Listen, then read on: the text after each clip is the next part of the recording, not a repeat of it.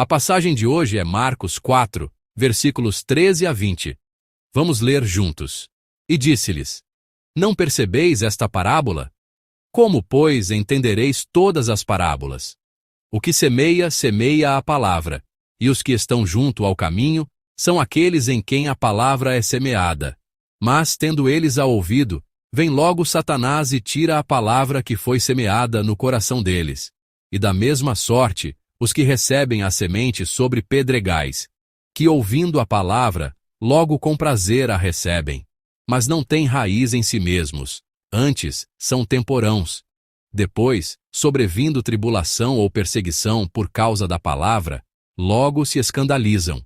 E os outros são os que recebem a semente entre espinhos, os quais ouvem a palavra, mas os cuidados deste mundo, e os enganos das riquezas, e as ambições de outras coisas entrando, sufocam a palavra, e fica infrutífera.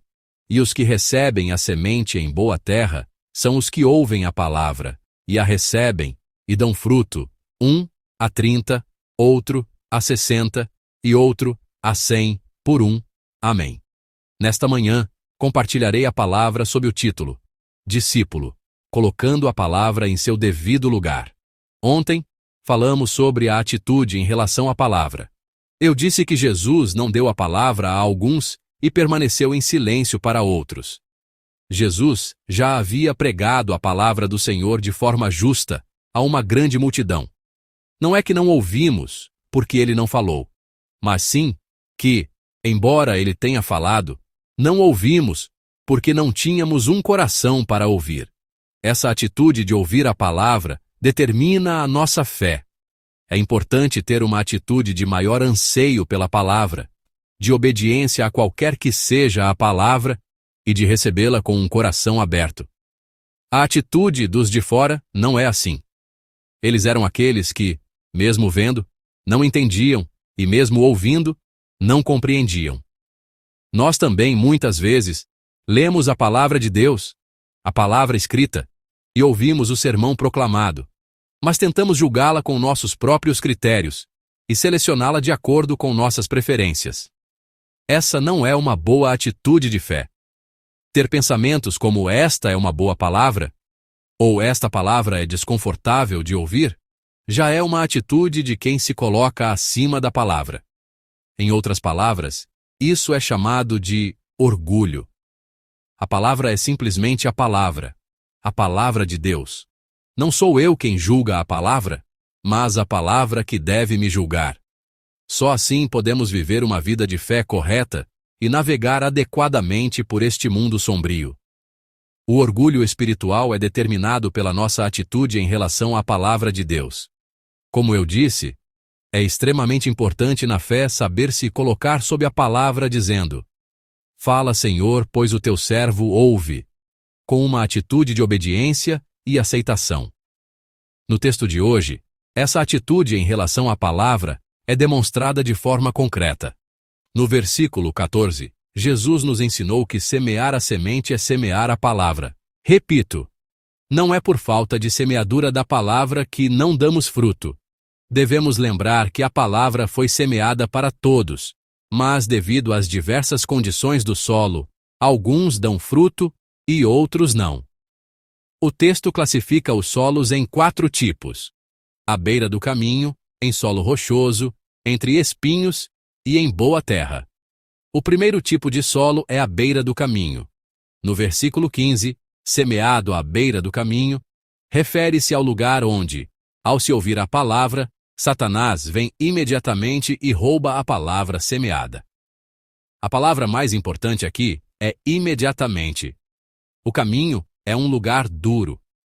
Por isso, não permite tempo para reter a semente, nem o menor tempo ou espaço para que ela cresça. Nossa atitude ao ouvir a palavra também pode se tornar assim, endurecida. Devemos viver sempre vigilantes, especialmente aqueles que sentem que a palavra não entra em suas vidas, mas apenas flutua na superfície, são os que têm um coração como a beira do caminho. Não importa que boa palavra seja ouvida, mesmo que Jesus pregue a palavra, ela não penetra, mas apenas fica na superfície, como água e óleo. Pode-se pensar: como alguém pode viver ouvindo palavras tão antiquadas? Ou, pela minha experiência, a vida não é vivida apenas pela palavra. Isso nunca me trouxe benefícios.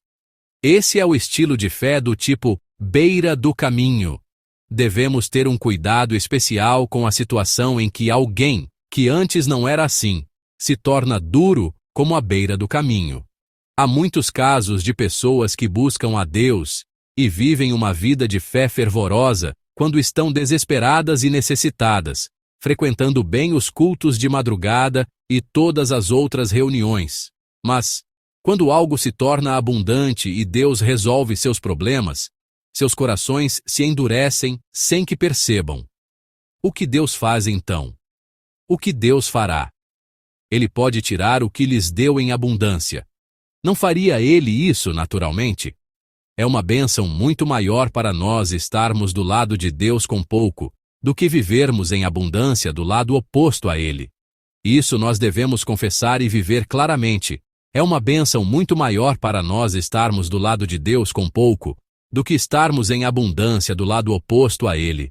Oro em nome do Senhor que vocês examinem se há alguma parte endurecida em seus corações, reflitam sobre como não eram assim antes, e assim como se ara um campo para amaciá-lo antes de semear, que vocês revolvam e cultivem o campo de seus corações, para que possam acolher suavemente a palavra de Deus.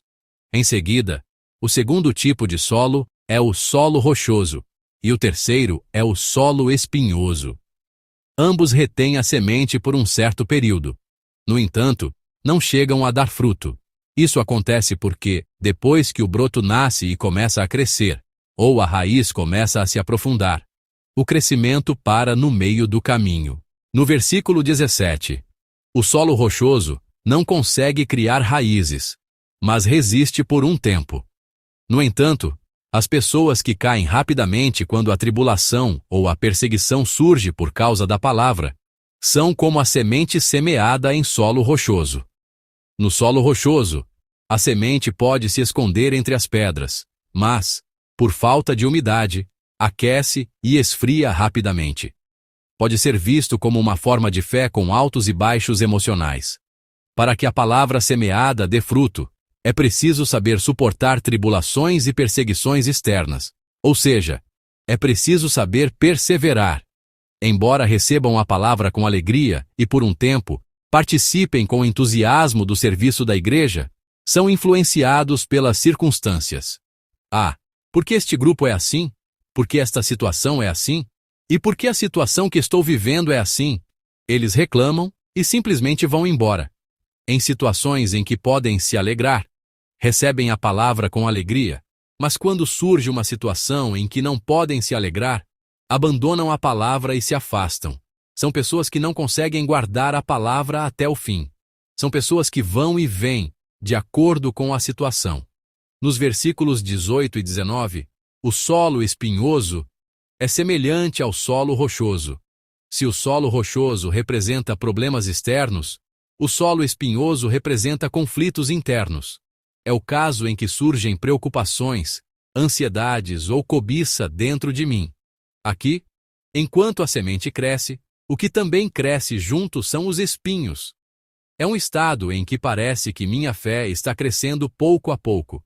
Mas em meu coração também cresce o ressentimento, a insatisfação como espinhos, a cobiça como espinhos. No versículo 19, mas os cuidados deste mundo, e os enganos das riquezas, e as ambições de outras coisas, entrando, sufocam a palavra, e fica infrutífera. Preocupações, tentações e cobiça crescem no coração e impedem de chegar ao ponto de frutificar. Ao ouvir a palavra, devemos examinar bem o que está crescendo junto em nós. Não estaria crescendo um sentimento de ressentimento, ou se acumulando alguma insatisfação, ou talvez a cobiça de ser reconhecido, ou o desejo de me destacar em comparação com os outros. Devemos ser capazes de refletir sempre sobre nosso coração.